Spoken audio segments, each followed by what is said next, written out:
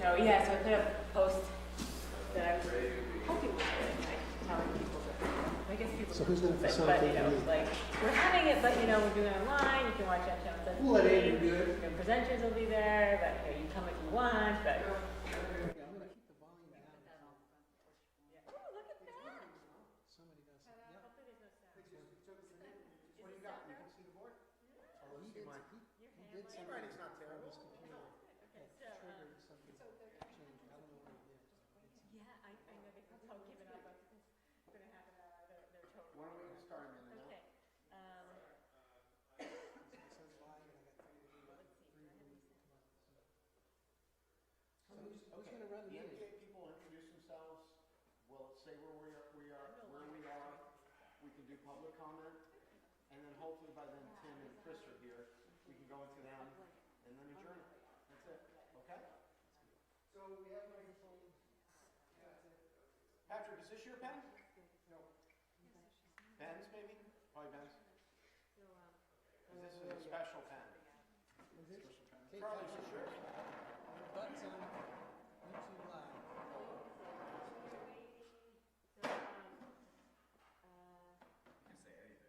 You can say anything. There will be a few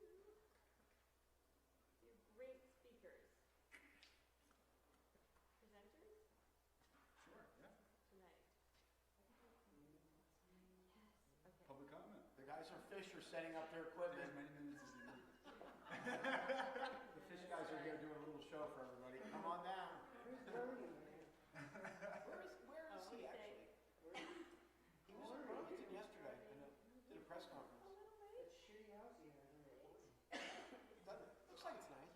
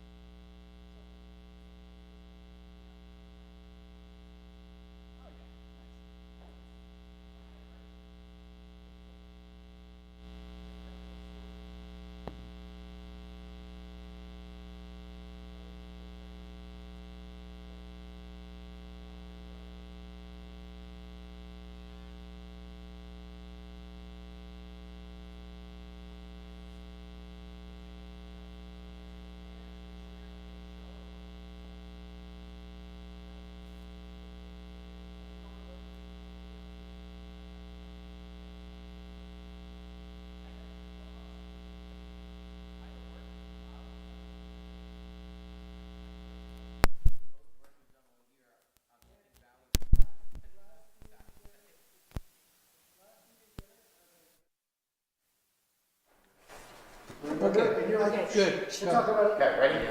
We are live. Okay, hello everyone. Thank you so much for tuning in on Channel 17. We are at the Wards 2 and 3 NPA. Today is March 12th, 2020. We are in the heart of the Old North End at St. Joe's Community Center.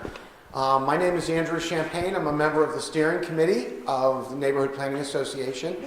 And due to situations beyond our control, the dinner portion, unfortunately, has been canceled because of the coronavirus, and we are actually encouraging people to watch and stream from home. We are live right now. It is 7:10, so if you can come down if you'd like to watch in person, but we're discouraging that. We're encouraging you to stream this and watch it on Channel 17. It's a bit of a different situation here because we have a very small crowd. We have a total of 9 people here tonight, and usually we have about 100. So we're kind of taking things on the fly, and I see some elected officials, and yes, I'm sorry, from the audience? Okay. A couple members of the steering committee are here tonight. We thank them always. Amanda Hannaford. Kevin, your last name, I'm sorry, I don't know it. Duderman. One more time. Okay. There you go. And Patrick Johnson is here. Yes. Yeah. Kevin Duderman. Yeah. And I guess I'm hosting right now. Especially. So I do actually have okay. There's something wrong with that. There appears to be something wrong with this cable, so please hold. We're experiencing technical difficulties. Please stand by. Oh, do we have a computer virus now? Okay, you're all right. You guys are. Okay. To all of you tuning in live right now, Okay. you're in for an experience. So the show will go on. So before I get into this, I will add to what Andrew said. In light of the coronavirus and an abundance of caution, we have adapted. We are using the technology that we have to maintain some semblance of normalcy and to keep conversations going that are important to us. As small scale as we are, as a neighborhood planning assembly, it's important, I feel, to not let things get in the way of normalcy where we can. And I think this is a great example of it. And I'm very grateful to CCTV, specifically Charlie, for setting this up and for live streaming this event. We do have a amended agenda. It's not as full as it was initially, but we do have Senator Tim Ash coming, as well as Senator Chris Pearson, and both of them have a good bit to talk about. So stay tuned for that. They're actually currently stuck at the State House at the Healthcare Committee talking about the coronavirus. How appropriate. But we've been doing this on the fly, and we're doing the best we can. So thank you for hanging with us. I know we started about half hour late, but here we go. Better late than never, exactly. So I do have a short announcement. This session, if it were a normal gathering, we were planning on having those who submitted requests to use some of the NPA funds. We get $2,500 now per ward for improving our community and for promoting the NPA and generally serving CEDO initiatives related to that. And we do have, how many is that?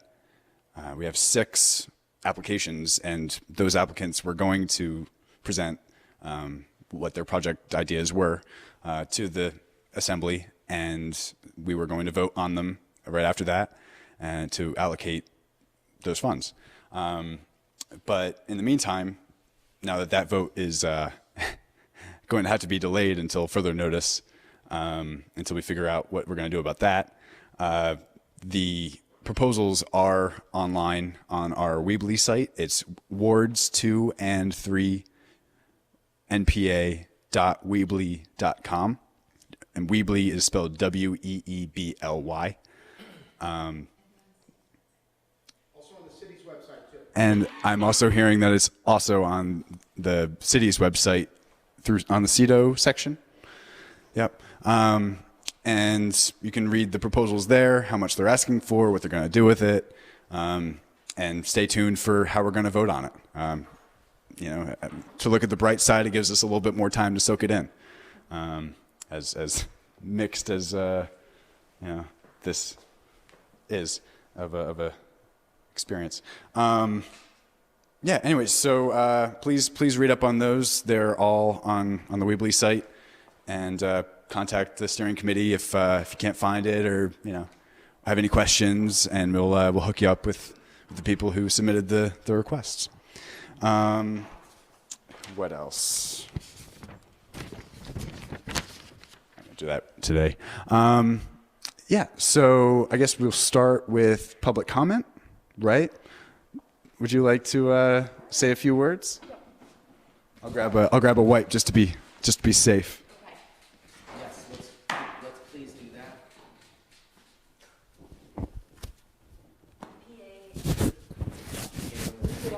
Make sure the public can see that this is how we need to be acting right now. Wonderful. I feel fully protected. Thank you. So I'm Extra. Jess Hyman. I live on North Champlain Street, Ward 3, and I work at the Fair Housing Project of CVOEO. And I wanted to make an announcement about Fair Housing Month. So Fair Housing Month happens in April, and it's an opportunity to celebrate the anniversary of the passing of the Fair Housing Act in 1968, which put into federal law protections against housing discrimination. And each year in April, we have a series of events. The Fair Housing Project of CVOEO partners with the Old North End Arts Center and a number of other organizations to have a series of art exhibits and workshops and information sessions and celebrations so that we can spread the word about our fair housing rights and celebrate the anniversary of the passing of the act. Given the coronavirus, we're changing plans a little bit. There still will be art exhibits at the Old North End Arts Center, at the Burlington City Hall, and at Teawood Gallery in Montpelier. And we will be doing some of the smaller workshops, but some of the bigger events, like a planned parade and rally at City Hall, and some film screenings, will probably switch. It will probably change a little bit. We're looking at some fun ways to do these events virtually. So stay tuned, because we want to get as many people involved. We want to make sure that we all know and celebrate our fair housing rights. So if you want to know what's going on, you can go to our Facebook page, which is at Thriving Communities VT on Facebook, and you can find out more information there. Thank you. I'd like to make a public comment. Wait, we have to wipe this first. Okay.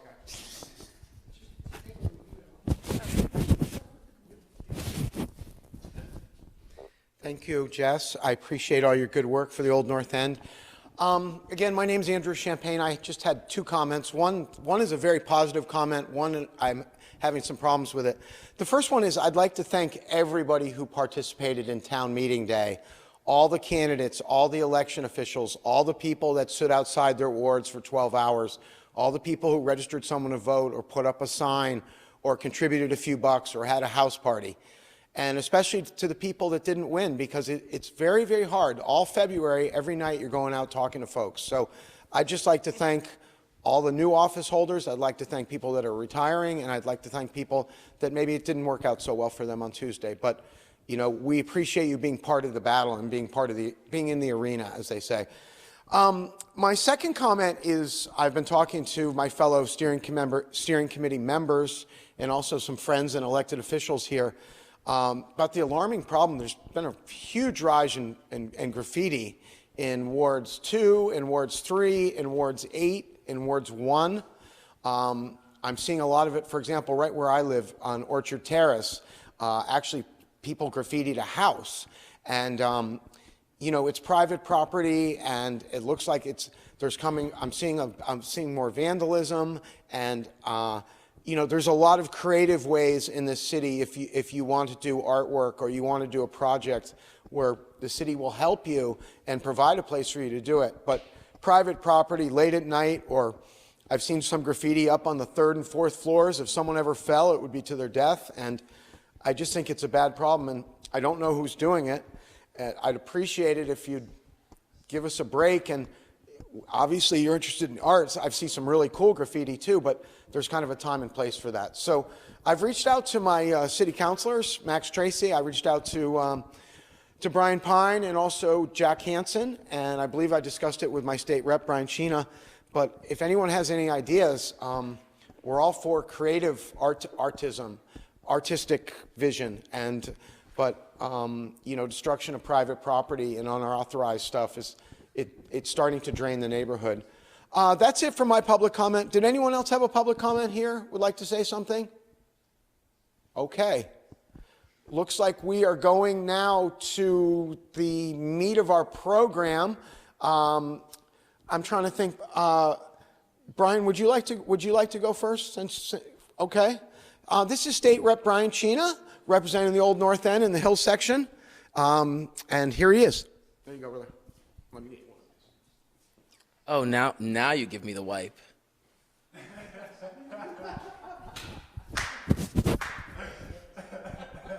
Don't scratch my eye with that. Right. So I'm joking around, but actually, right now, universal precautions and social distancing are actually really serious.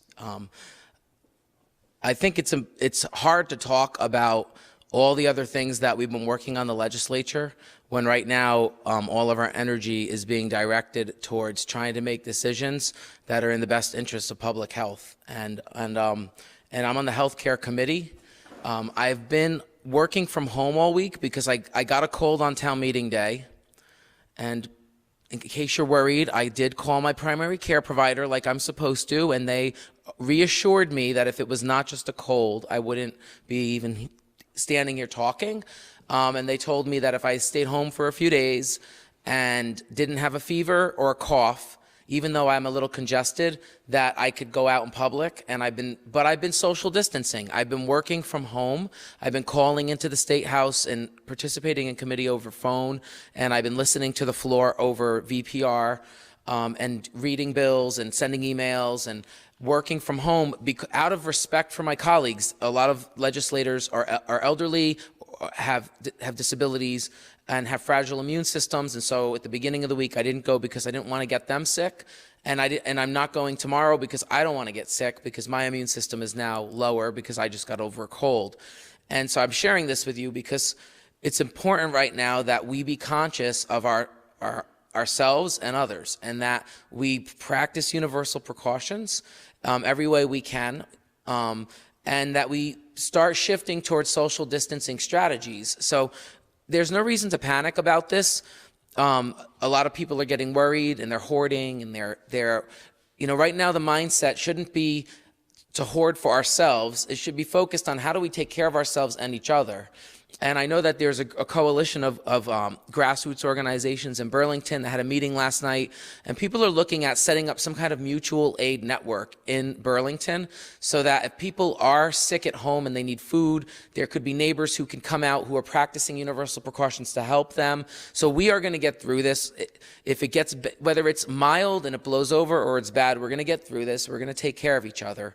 And so on the community level, there are people, your neighbors, working together to help. And if anyone's interested in being part of a mutual aid network, please contact the NPA and we will plug you into that network. I don't know how it's going to work yet. A lot of it's going to be planned using technology, because we're moving towards social distancing, just like the NPA is tonight. So I wanted to start with that because people should just know that your neighbors are there for you, and we're going to look out for each other on the block-to-block level if we have to. That being said, I am a state representative, and I can tell you that your state government is working very hard to plan for what might come. If we look at what happened in the past, we can learn from the mistakes and the lessons of the past and apply them. And we've been studying epidemiology and there's a profession of public health that's existed for a long time, and we can learn from past pandemics what works and what doesn't work. And we know that social distancing is one of the best things we can do to try to minimize casualties and harm. In 1918, when there was a flu pandemic, I'll give you two examples. I'm talking to the camera and there's people here. Sorry, I'll aim this way more. Two examples. In Philadelphia, it was in September, and there was a big parade that was supposed to happen, 200,000 people. And the city decided, we're just going to have this parade. It's important for people's morale. 200,000 people gathered. A few months later, 12,000 people were dead in Philadelphia.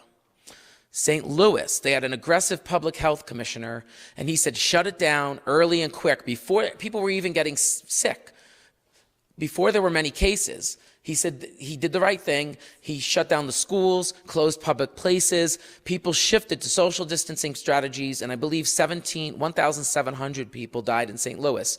I think they had half the population of Philadelphia. So think about that, half the population, but almost a tenth of the casualties because of social distancing. So this is why it's important right now that people listen to the advice of public health professionals and follow universal precautions and social distancing strategies. So I'll say a little bit more about what we've been doing on the healthcare committee, and I think I had 15 minutes. I don't know how much time this has been. And there's some senators here, so I want to also let them talk a bit about what's happening with this, especially because we have Senate leadership here. But just from the healthcare committee perspective, we went from earlier this week talking about how to make healthcare more affordable, how to make prescription drugs more affordable, how to build our workforce, and interestingly enough, a telemedicine bill, to suddenly and quickly shifting our strategy. And now we are working on an emergency package of bills in the legislature to try to push through to make sure that Vermonters are being taken care of if this pandemic escalates, and also just to make sure as we implement social distancing strategies that people are taken care of. If this works correctly, we will not have a lot of casualties, and people might be saying in a few weeks, oh, it wasn't that big of a deal. But the reason it's not going to be a big deal is because of social distancing. So that's important for people to remember. So some of the things we did in the healthcare committee in the last 2 days was we started hearing testimony from people throughout the system of care in the state. And we compiled a massive list of suggestions of the things we need to do to keep essential services running.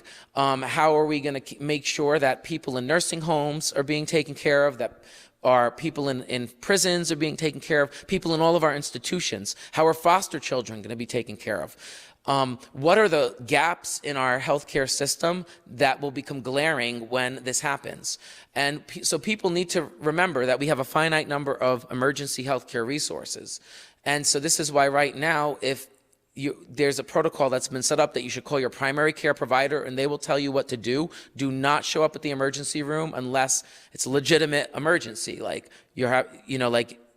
call your doctor for the definition, because I don't want to give you medical advice, but basically, if you're going to die in that moment, call 911. If you can call your primary care physician and ask them what to do, do that first. And this is important because we have a finite number of hospital beds. The emergency room is confined, and if we flood our emergency rooms, you're going to get in the way of people who actually need to access those resources. So that's something that came out today, is like recognizing that we have a finite number of resources and people need to be wise about when they access them. And we're working with the healthcare system to make sure they have the supplies they need. You're probably going to hear a lot of providers talking about telemedicine with you. I'm a clinical social worker and I have a private practice, and I've been often on the phone for the last 2 days with insurance companies and Zoom trying to get telemedicine going for my practice. And so hopefully by this Saturday, I will be seeing all my clients, almost all of them, using telemedicine. And I will continue doing that until we move away from social distancing again. And so if your providers, you might notice that your healthcare providers are going to want you to call in more and see them over video conferencing more through this. And that's a way to minimize the spread of infection. while making sure people get the services they need, there's going to be a tremendous amount of anxiety, and people are going to need mental health services, and that was made clear to us today. So we want to make sure that people can access that. I also work part-time for Howard Center for First Call, which is the crisis service, and we received an email today asking us about our ability to do telemedicine from home. So even your emergency services are looking at, like emergency mental health is going to be looking at how can we still be there for people if we're quarantined or if we're at home. So if workers are stuck at home because we've been exposed to something, how can the workforce still be accessible to people? So be reassured that the professionals in your healthcare system are working really hard right now to make sure that the healthcare system can handle whatever comes its way, and that your elected officials in the State House are also working on a package of bills in every committee to look at how to make sure we have a social safety net for people, because if people have to stay home from work, what is that going to mean economically? And some of the stuff's going to have to happen on the federal level. So I don't know how much more time I had, but there's more that might be said by the senators. Is that 3 minutes? Do people have any questions? I will say this, I had originally planned to talk about what a regenerative economy is in an aspirational way. And if we had a truly regenerative economy, we would be in better shape right now. What this is illustrating, what's interesting right now is some of the people who are the greatest opponents to universal health care are saying, wow, I wish that people didn't have copays right now. I wish that people could just go to the doctor right now without worrying about it. I wish that if someone needs medicine, they could just get it. I wish that we had more doctors and more nurses and more therapists. Like, it's sad that it's taking a pandemic for people to realize that the economic system that we're living in has been designed in a way that doesn't really serve the people, and it serves special interest groups. And if there's a bright lining to this cloud, a bright membrane to this cell, that maybe what will come out of this is a recognition by people that it's worth it to invest in a social safety net. And we're hearing that people aren't going to be able, healthcare providers will not be able to go to work because their children won't be going to school. So there's talk about what are we going to do for childcare? If we had a universal childcare system, we would be in better shape. So it's another example of there's a lot of gaps in our social safety net that are glaring right now. And so we're going to do the best we can to get through this, and hopefully, just like we can learn from the mistakes of the pandemic in 1918, and we can do things better now during this pandemic, maybe we can come out of this with some knowledge that we can apply to how we design things in the future. Maybe we could have a universal healthcare system, universal child care, as well as a stronger economic safety net for people. So do we want to transition? Are there any online questions? No, chat is disconnected. We don't know why. It looks like Senator Tim Ash is coming up, which is appropriate. No, it's time, so I'll hand it off to you. Let's wipe the mic. Okay, I'll cough on it first. I'm just kidding. Okay, Brian, thank you very much. High five. We appreciate Tim Ash coming here today, longtime state senator from the Old North End, and now also candidate for lieutenant governor. I'd like to turn it over to Senator Tim Ash. Tim, thanks for coming. You take one of those. Yes. And then I'll take one. Like a rabbit out of a hat. I'll take one and wipe the mic. How you doing, buddy? Good to see you. So People are hoarding those right now, too. No, I guess, okay. here, we're going to do a handoff. We're going to be trading them for food soon. There you go. Okay, you good with that? I think I'm good. Okay. Yes. Thanks for coming, my Shall I friend. stand on the blue? Yeah, thank you for coming. All right, thank you. All right, well, that was an interesting handoff of the microphone. I'm going to speak a little bit. I'm going to act like I've got, the teleprompter thing, so it'll look all very natural as I speak. Andrew mentioned that I'm a candidate for a statewide office, but I just want to say I'm not here under that auspices and will not be talking about that. And in fact, a lot of the other things that we would normally be thinking about at this moment in time, including the work of legislative committees that's really important, but maybe not the absolutely most vital work, all seems sort of quite secondary at the moment. And the severity of the spread of this virus is something that has been very easy, I think, for the United States to not put at the front of mind in part because the leadership of our president has been absent, and in other places where the leadership of a country has said this is so serious we have to take unusual, unprecedented measures, people can usually rally behind that. But if there isn't that kind of leadership, we can't really marshal the kind of behavior change that is really necessary.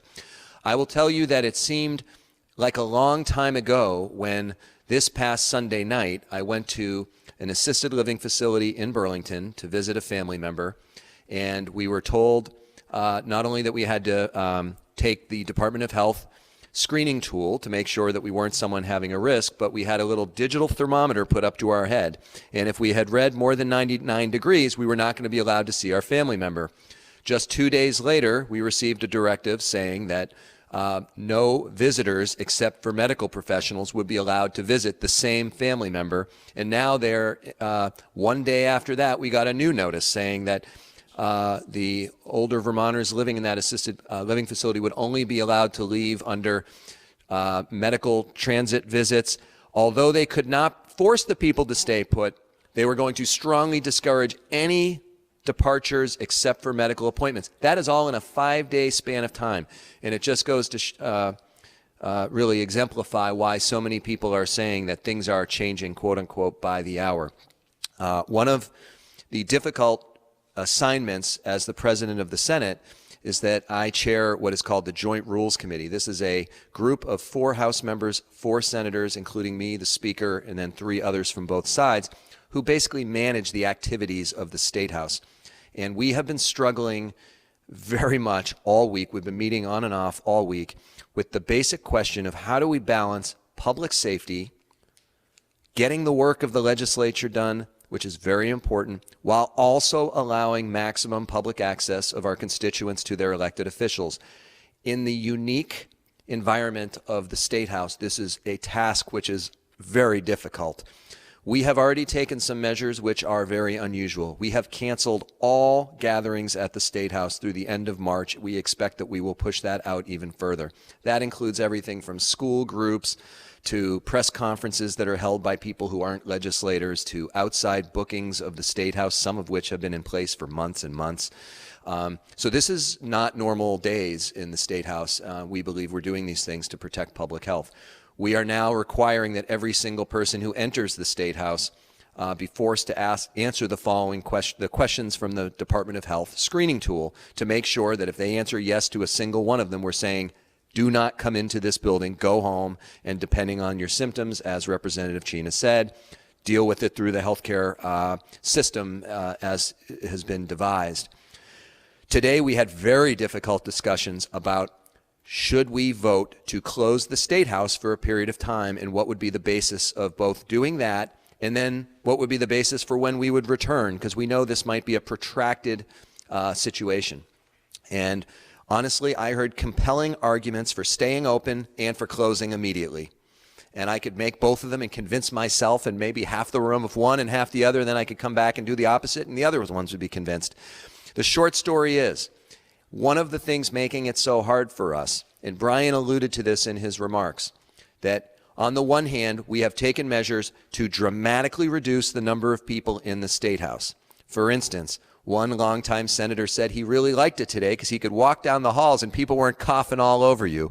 What he really meant was that our efforts to prevent people from coming unnecessarily to the State House have been largely successful, meaning that the population at the State House, which some days is about 800 people, was probably down in the 250 to 300 range today. Lower risk, lower spread, and so on. We could shut down and say we're doing our part to model that behavior which we're expecting of others. However, we also have to bear in mind that in the coming weeks and coming months, possibly, we are going to have our constituents facing some very, very difficult days. People will lose their jobs or be laid off or furloughed. Their income will be constrained. Dealing with childcare is going to be a very difficult situation. Managing people's health care access, whether they have insurance or do not. Making sure the right resources are available for everything from testing kits to resources for school meals if a school closes, to make sure that the meals can get out to kids even if they're not gathering at the school cafeteria. Those are the kinds of things that if the legislature is not in session, we may not be able to respond as quickly and as flexibly. So we have to do the worst kind of cost-benefit analysis that a legislator ever has to do, which is weigh the goods and the bads, knowing there are bads with either decision we make. So that story continues to unfold, and I have to say it has been perhaps the most challenging set of considerations in my 4 years as Senate President. I've been to like the brink of 2 government shutdowns. I've done it all in 4 years. There's been a lot of strain, but this is one where you truly struggle to determine the right course of action. The Senate and the House have often felt we knew what the right course of action was, even though it was difficult. This is one where there is no easy answer. Having said that, I would just like to call attention to a couple things that have happened recently, which I know have been important to people at this NPA, not only in the last year or so, but over time. The first is that a week and a half ago, the House of Representatives, without a vote to spare, voted to override the governor's veto of the minimum wage bill. The minimum wage bill that many of us would have liked to see pass would have been much greater than the $12.55 over 2 years that did become law. The problem with being in the legislature is not each one of us doesn't have a little magic wand, which we get to do exactly the way we want to do it. The Senate passed a $15 minimum wage. The House didn't quite have the support to go that far. We came back this year, we passed what we believed was a more modest but still significant increase in people's compensation to go to $12.55 in 2 installments by January of 2022. The Senate overrode it on a 24-6 vote, which was bipartisan. The House literally had not a single vote to spare. If just one person additional had not voted yes to override the governor, it would not have gone into law. And so while some will say it should have been greater, I'll say, yeah, I agree. But I think the fact there wasn't an extra vote to spare tells us that had we gone any further, we would have likely lost at least one more vote, and no one would be getting that minimum wage increase for each of the next 2 years. So I think we got the very good instead of the perfect, and in the future we can always revisit and come back for more. That is, incidentally, the 3rd time in my 12 years in the Senate that an override of the governor has occurred. In 2009, my first term, we overrode the governor on marriage equality and on the budget in 2009, which was a very challenging budget because it was when the recession was at its worst and states' finances were in very, very bad shape. So it is deliberately difficult to override a governor's veto. The fact that we just did it for the 3rd time in 12 years or more, I think, is an indication of how passionate many of us felt to make sure that the minimum wage went up for approximately 40,000 people throughout the state. I would also like to point out that we passed the first of what will likely be several measures around criminal justice reform. Many people were horrified by some of the allegations at our women's prison in terms of potential drug use on the job by some Department of Corrections staff, of sexually inappropriate behavior of staff with inmates supervised in the facility and once the inmates had been released. But then there are the larger issues about shipping about 250 people to Mississippi to a private prison. Right now, there are 250 Vermonters serving time at a Corrections Corporation of America prison in Mississippi. We know that we do not have adequate facilities here in Vermont. The programming and training and education opportunities in our prisons is very limited. So I had directed our Senate Judiciary Committee last year to embark upon a comprehensive package of reforms meant to drive down the inmate population while protecting public safety. We passed what we are calling Justice Reinvestment 2. This follows on a Justice Reinvestment 1 that occurred 15 years ago, although we didn't call it 1 because we didn't know there would be a 2.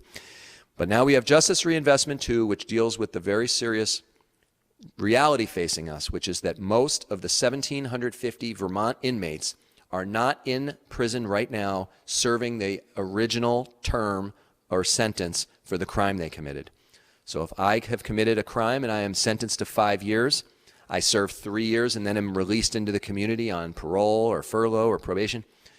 It's the thing that happens when I'm in the community where I violate maybe one of the conditions of my release that is the reason about 75% of the people are actually in prison. Some of those violations are pretty serious. You go out and you commit an aggravated crime like assaulting someone. Yeah, that person perhaps should go back in. Some people aren't supposed to use alcohol or a drug, and they do. Is the right response to send that person back to jail, or is it to get them the treatment they need and meet their needs in the community? We believe, and national experts who worked with us believe, that the package of reforms about handling those community-based violations will reduce our inmate population by about 120 over the next few years. We are going to take the savings from that and plow it back in and reinvest in treatment, in mental health services, in the community, including appropriate housing, so we can continue to make it more successful for people to transition back out. Last piece, I was asked to talk briefly about redistricting. The Senate district in Chittenden County is the only one of its kind in America with more than 3 senators in a single Senate district. So let me repeat, of all the Senate districts in America, only one has more than 3 people who serve it, and that is the one I'm standing in right now. Many of us believed that that was not an appropriate size Senate district, and that it distanced the relationship of people like me from constituents like you, because I have to not only be here, but I got to be in Bolton, I got to be in every other community, and we do our darndest. And Senator Pearson, who's following up, I know does the same. But all 6 of us do our best to be all places at once. But Chittenden County is uniquely complex of Senate districts. Some counties might have 1 population center and then mostly small towns around it. We have like 10 population centers by Vermont standards, each with a level of complexity that might only have 1 mirror image in another county. We have all the higher ed institutions. We have a hospital which is 1/2 of all hospital services in the state. We have some of the most important and largest nonprofits in the state. We have the level of complexity around a diverse population and all the organizations that come together to support them. For us to be everywhere all at once in this Senate district is, in my opinion, not viable, and people will benefit by a broken up district. We voted last year, and it has now become law, that when the redistricting happens for the 2022 election, so not this time, but the next one, after the census is done and we redistrict, we have said no Senate district may exceed 3. So that doesn't tell us what the districts will look like, but what it does say is what it will not look like. It will not be a district of 4, 5, or 6. So the plot will thicken. I won't be in the Senate. Someone else will be drawing those maps. I would also like to point out one last thing, and thank you, Andrew, for your patience, is that the governor did veto the paid sick leave bill, which fell 1 vote short. We are hearing a lot nationally, both from Democrats and some Republicans, that it is precisely such a paid family leave program, which right now would come in really handy as people have to care for their loved ones. On a more successful note, prior to Governor Scott taking office, the legislature had passed paid sick day legislation to guarantee that all employees had up to, I believe, 5 paid sick days that they could earn. And I just have to say that for many, many people, that benefit is coming in very handy right now, and that's the kind of forward-looking policy and social benefit and protective measures that sometimes we don't fully appreciate when we pass them, how important they're going to be. And then in a moment like this, we're so grateful that people had the vision to do it. So with that, I don't know if there's time for questions. I see. There is time. If anyone has a question, I'm happy to field it. Andrew. Yes. Wait a sec. Did you just grant time so that you could ask the question? Something like that. All right. No, I thought there was more questions. You didn't turn around, though, to see if there were any other questions. That's a very clever I move. looked over my shoulder. All right. You just didn't see it. How would you, and I'm being respectful now as I possibly can, how would you rate, how's the governor doing on the virus? How do you, I know you're working with him.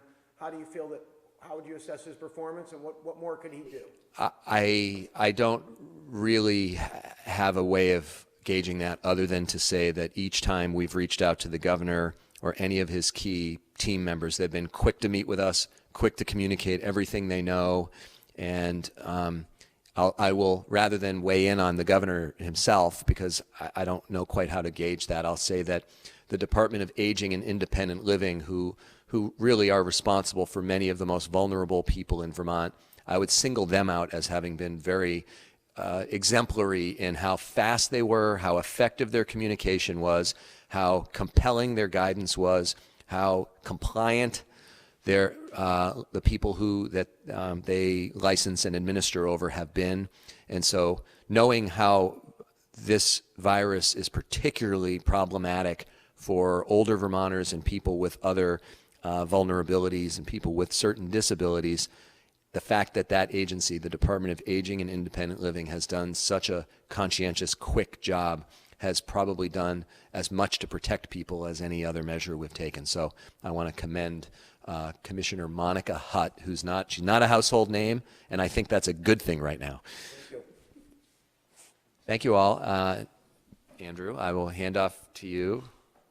Okay. I'd like to thank Tim. You do a great job for us, Tim, and I appreciate you coming.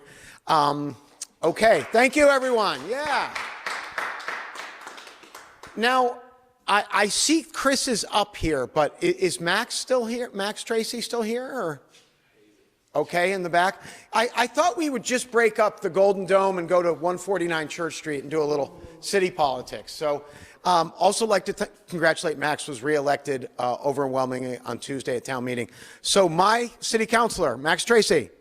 There you go, brother. That's to wash that off. Thank you. Thanks, Andrew. Appreciate it. And then where's he supposed to put it? So, as Andrew said, I'm Max Tracy, Ward 2 City Councilor here in the Old North End. I just wanted to thank the NPA Steering Committee for making this happen and helping us to get the message out to folks.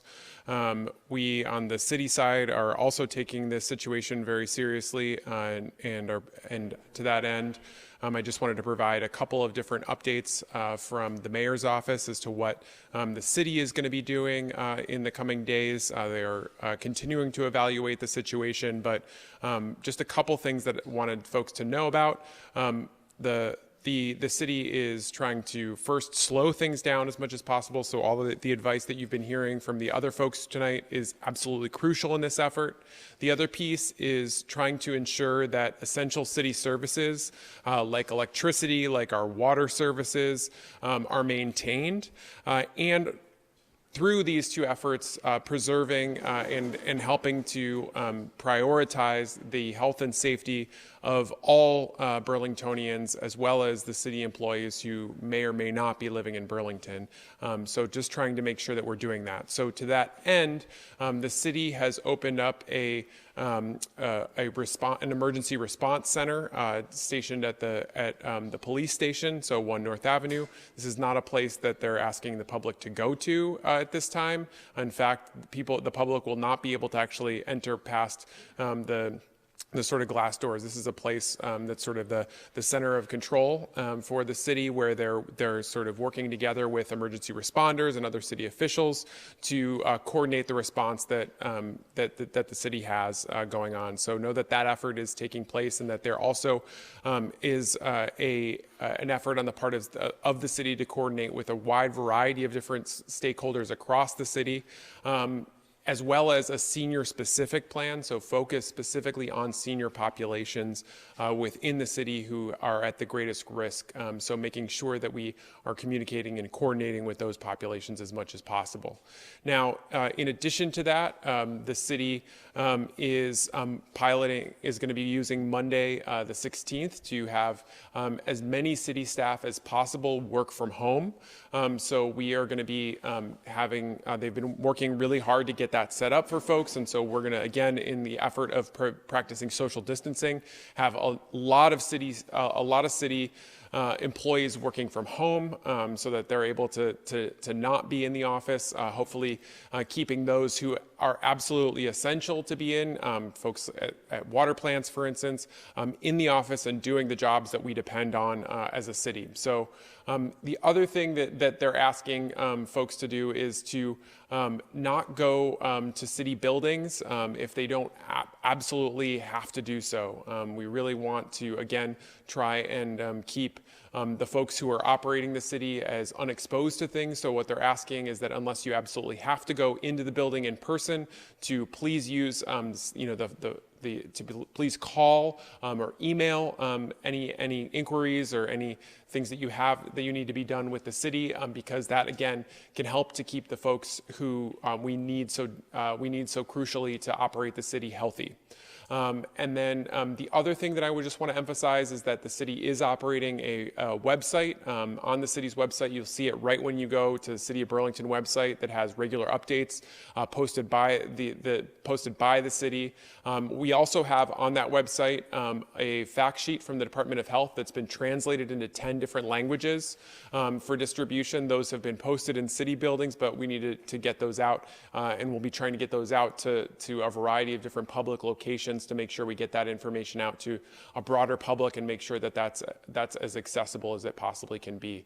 So those are some of the efforts with the city, but it's important that we continue to pay attention to updates. So please continue to check that city website and those updates. The mayor is continually updating those pages. Like Senator Ash said, with regards to the governor, every time I've reached out to the mayor or his staff, they've been very responsive to any inquiries that I've had, and have been very helpful in that regard. I think as a city are all approaching this with a need to really, just make sure that we're collaborating in as large a respect as we possibly can.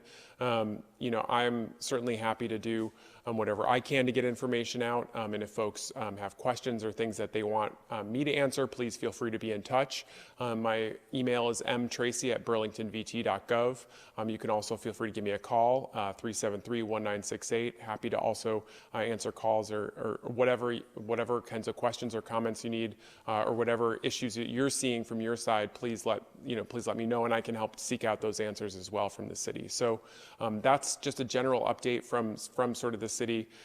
Just wanting to emphasize again, folks, to try to maintain that distance, that distancing, and then also make sure that that you are just staying up to date with the city's efforts, because this is a quickly changing situation, and we may have additional things or additional sorts of advice coming out around sort of large gatherings. We're trying to avoid those as much as possible, but we may have to take additional action to sort of limit those. So please pay attention and stay up to date and be respectful of what our health officials are telling us. This is really serious, and we need you to do that. Thank you. Thank you, Max. Thanks, buddy. I'd like to thank Max. He lives across the street from me, so he's my longtime friend, and he's an excellent city councilor. Now, turning back towards Montpelier, we have another state senator here, my good friend Chris Pearson, former state rep and now senator representing Chittenden County. Chris Pearson, thanks so much for coming. Sure, bud. Yeah, man, you're all set. Thank you. Thanks, everybody. What a wild time, right? And it was wild a month ago. Those who are looking for things to be stressed out about, you have a wide variety to pick from. I don't want us to only talk about COVID-19, but it is radically coloring our discussions in Montpelier, and I think at every level of government around the country, hopefully, and beyond. So I will just say a couple of things that you should keep in mind that could surface in the next coming weeks that all of us would get quickly engaged with. That looks like things like halting mortgage foreclosures, boosting people's access to the unemployment fund when jobs are being cut, trying to figure out what do we do for childcare workers if childcare centers, which are not publicly funded, are mandated to be closed. There's a host of, and I don't really even know, we're only starting to get our heads around this. People who live in affordable housing structures that are implicated by this. The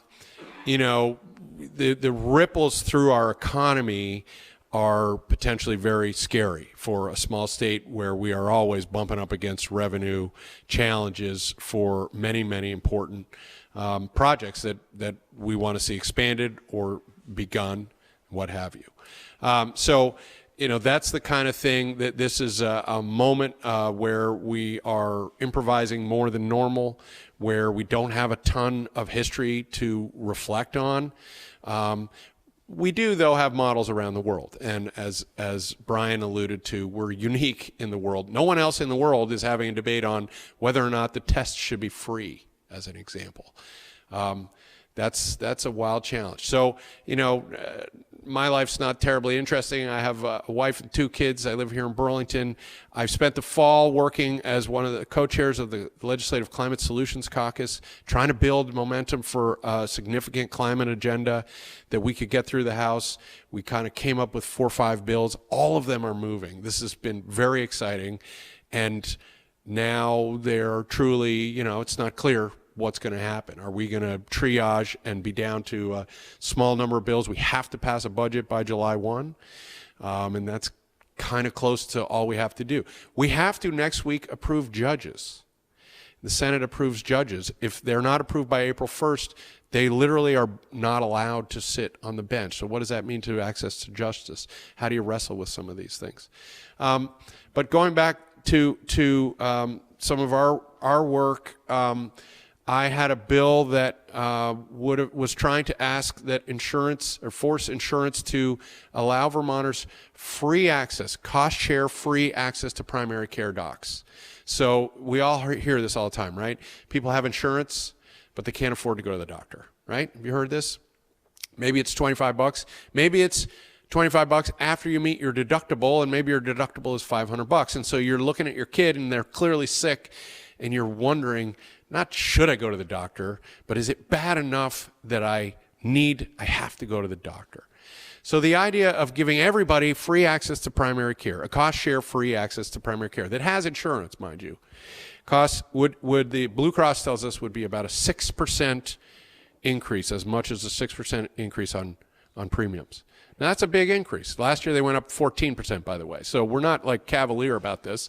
So we start digesting that. And I say, well, wait a minute. For years, we've said if you give people access to primary care, you don't have to spend as much money on the emergency room. And so you should be able to actually reduce costs. Well, we're not so sure of that. Yesterday, Blue Cross came, I pushed them a little bit. And I said, well, what if we just give kids, anyone under 18, free access, cost share free access to primary care, so that parents don't have to agonize about that question for their kids. What did that cost? Well, kids aren't cheap to insure. They don't get terribly sick typically. We already have Dr. Dinosaur, which covers a much broader swath of the population.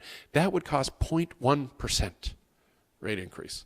So there I was today saying, okay, we got to deal with this bill. We got to deal with this bill by tomorrow. Otherwise, under normal circumstances, we're beyond the deadline, and that bill's dead for the year. I said, committee, is there any chance we could do a 0.1% increase and test this out and give our families knowledge that their kids can go to the doctor when they're sick and not worry about what that's going to cost them out of pocket. It won't cost them a dime. 0.1%. And the response, and it's not unreasonable, but it shows you, I illustrate it. We may come back at this again tomorrow, but the response was, well, it's kind of scary to think about what health costs are going to be in the next several months dealing with this crisis, and so maybe this is not the right time to do that. That's not unreasonable. It's frustrating, though, right? And it's preventing us to do some systemic work in this area, and that is going to be the reaction as we are now having to face the reality that if our tourist-based economy is going to be hard hit from people not traveling this summer, what's that going to look like? So I just offer that as an illustration of some of the ripples of what we're talking about. Climate. Let's just talk about that quickly, because this has been occupying my time and my passion, and I've talked to many of you about what the Climate Solutions Caucus has been trying to do. Brian has been an active member in there.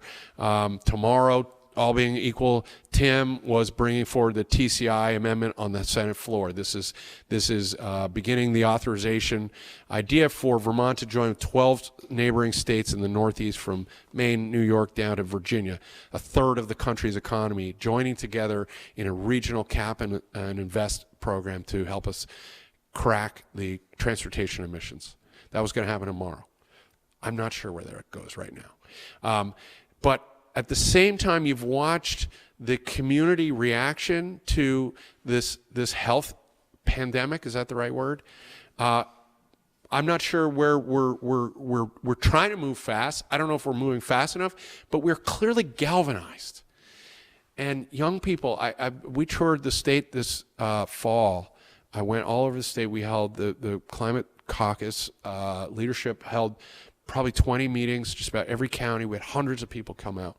There's nothing like standing in front of a group of, down at BED, we had 125 people there, 8th graders yelling at you. This is, your agenda is pathetic. It's not nearly enough to address what the science tells us. And I have to say, you're right. But I work with 180 people and a governor, and this is what I think we can get done, and this is an attempt to lay the groundwork here for a foundation to build on. That is an incredible experience from a guy who has tried most of my career in Montpelier to stretch the debate and enlarge the what is possible to contemplate. And we've been doing a good job. The Global Warming Solutions Act, this is another one of those foundational things. This is setting the Paris goals and going to net zero in law and giving you guys the right to hold us accountable, whoever it is, the state accountable. Passed the House of Representatives with 105 votes. That is cool, including some Republicans, by the way, and their vote explanation was very powerful to me. They said, I don't like this bill, but I refuse to do nothing.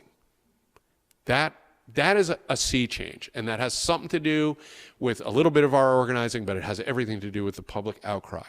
And that urgency that those 8th graders brought to me and to all of us, and they've been to the State House, and they're having a profound effect. If they happen to be watching at home, please keep it up.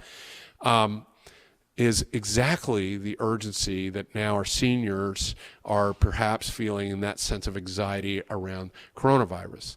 And how do we marry that sense of urgency, that scientific reaction that's necessary?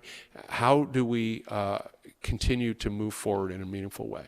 I will just say, because it's occupied most of my session, I've been the lead author of S267, which is a bill to move our utilities to 100% renewable by 2030.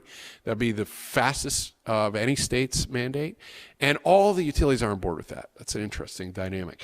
The second part of that bill is much more controversial. That's to say, by the time we get to 100% renewable, we want to have 20% of our power developed here locally, so we don't export all of those dollars, so that they're a small distributive generation to empower our grid, make it resilient, make it efficient, and give us some control over our own electricity. That part has been very controversial.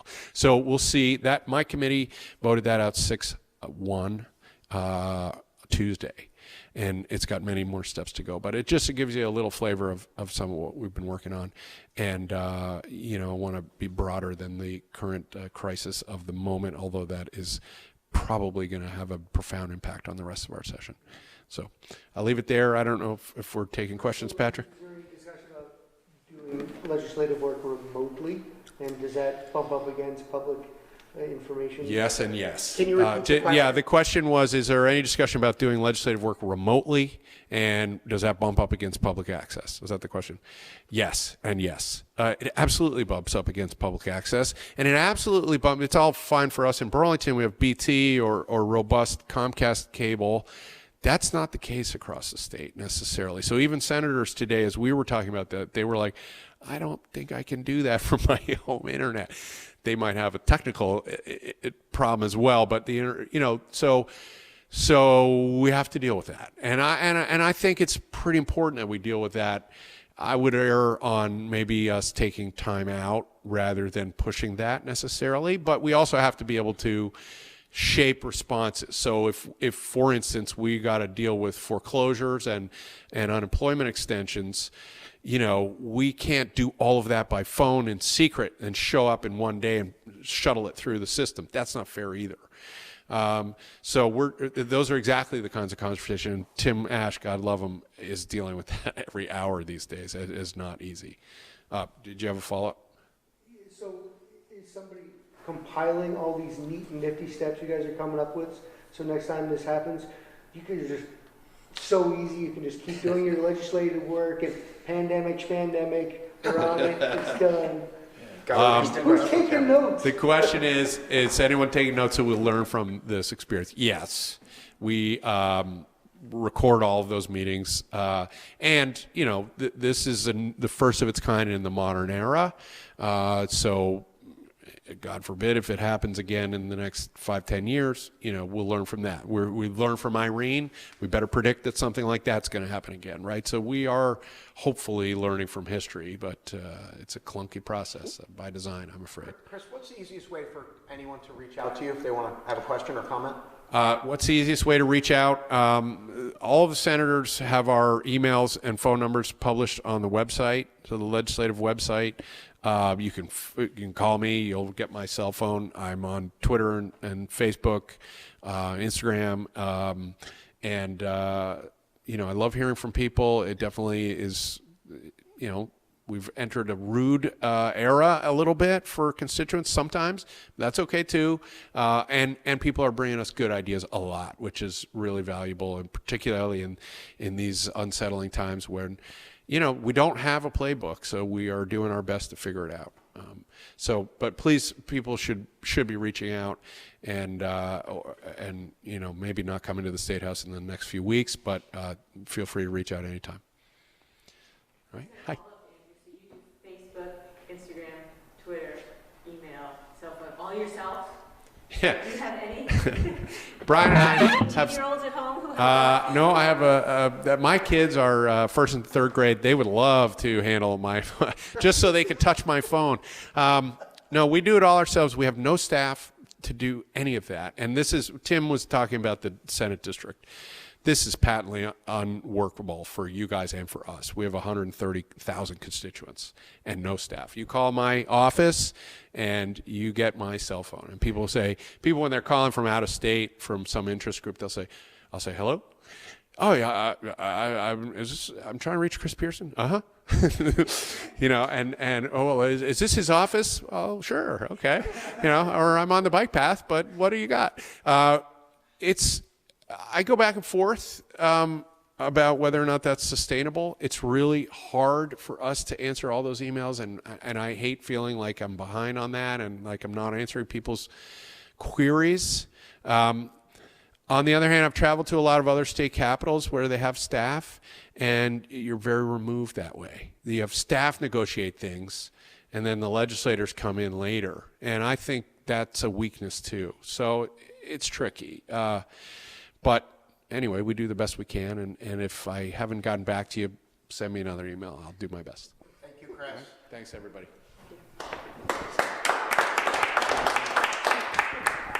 Responsibly pass this on. Passenger. Thank you. What are you doing? All right, so that's about all we got. Thank you to everybody who came and helped pull this off. This is a first of its kind adaptation for the NPA, and it takes a village. It takes a team. So thank you. Thank you, Charlie, for manning the camera and setting it all up on last minute notice. And we'll see you next month. Thank you. We'll keep you posted.